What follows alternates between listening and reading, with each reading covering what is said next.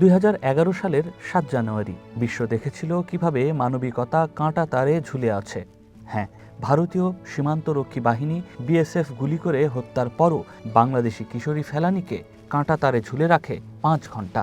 14 বছরের এক কিশোরীর স্বপ্ন ও জীবনের সমাপ্তি ঘটে এখানেই। এরপর থেকে শুধু বাংলাদেশ ভারত নয়, বরং সারা বিশ্বেই মানবিকতা আর নৃশংসতার প্রতীক হয়ে ওঠে কাঁটাতারে ঝুলে থাকা ফেলানীর এই বীভৎস ছবি।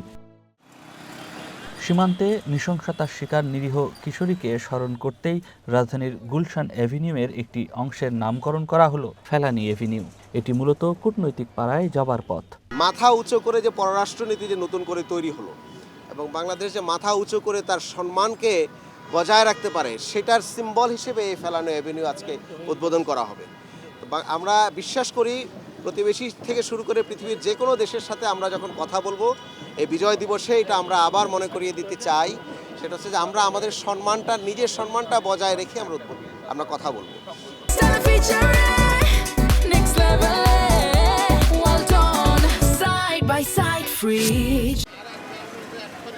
নামফলক উন্মোচন করে স্থানীয় সরকার উপদেষ্টা আদিলুর রহমান খান বলেন, এই সড়কের মাধ্যমে বিশ্ববিবেককে জানান দেয়া হলো বাংলাদেশের সীমান্তে এখনো হত্যা চলছে। ফেলানী কাঁটাতারে ঝুলন্ত অবস্থায় জীবন দিয়েছিল। আমরা এই কথাটা মনে করিয়ে দেওয়ার জন্য তার প্রতি কী ধরনের নৃশংসতা হয়েছে সেটা প্রতিদিন মনে করিয়ে দেওয়ার জন্য এই সড়কের নামকরণ করছি।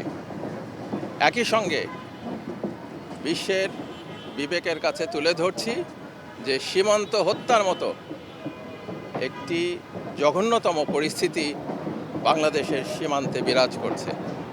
আয়োজকরা বলছেন, বাংলাদেশের 18 কোটি মানুষ সীমান্ত হত্যা বন্ধ চায়। বিজয় দিবসে এই নামকরণের মাধ্যমে সে কথাই জানান দেয়া হলো।